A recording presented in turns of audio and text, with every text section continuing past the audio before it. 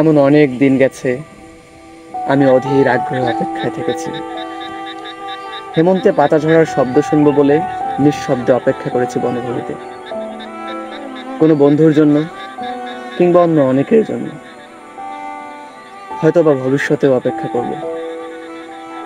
এমন অনেক দিনই তো গেছে, কারো অপেক্ষায় বাড়ি বসে আছি। হয়তো কেউ বলেছিল অপেক্ষা করো, একসঙ্গে বেরোবো।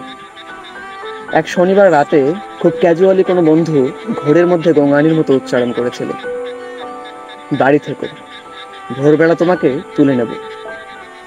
হয়তো বা ওর মনের মধ্যে ছিল চুনিয়া অথবা শ্রীপুর ফরেস্ট বাংলো।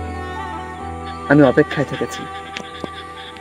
যুদ্ধের অনেক আগে একবার আমার প্রিয় বন্ধু অলোক মিত্র ঠাট্টা করে বলেছিল, জীবনে তো কিছুই দেখলি না, লুব্জ পিঠ পান ছাড়া ছাড়া। চল, তোকে দিনাজপুরে নিয়ে যাব। কান্তজির মন্দির ও রামসাগর দেখবি, বিরাট গোলাকার চাঁদ ও মস্ত খোলা আকাশ দেখবি, পলা ও আধিয়ারদের জীবন দেখবি। গল্প টল্প লেখার ব্যাপারে কিছু উপাদান পেয়ে যেতেও পারিস। তৈরি থাকিস, আমি আসবো। আমি অপেক্ষায় থেকেছি। আমি বন্ধু, পরিচিত জন, এমনকি শত্রুর জন্য অপেক্ষায় থেকেছি। বন্ধুর মধুর হাসি আর শত্রুর ছুরির জন্য অপেক্ষায় থেকেছি। কিন্তু তোমার জন্যে আমি অপেক্ষায় থাকবো না, প্রতীক্ষা করব। প্রতীক্ষা শব্দটি আমি শুধু তোমারই জন্যে খুব যত্নে বুকের তরঙ্গে তুলে রাখলাম। অভিধানে শব্দ দুটির তেমন কোনো আলাদা মানে নেই, কিন্তু আমরা দুজন জানি ওই শব্দদ্বয়ের মধ্যে পার্থক্য অনেক। অপেক্ষা একটি দরকারি শব্দ, আটপৌরে দোতনাহীন, ব্যঞ্জনাবিহীন, অনেকের প্রয়োজন মেটায়।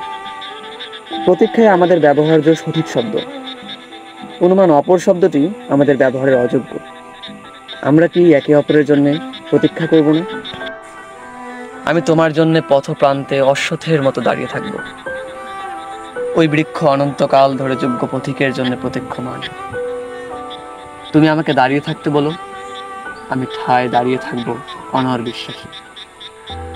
দাঁড়িয়ে থাকতে থাকতে আমার পায়ে শিকড় গজাবে, আমার প্রতীক্ষা তবু ফুরবে না।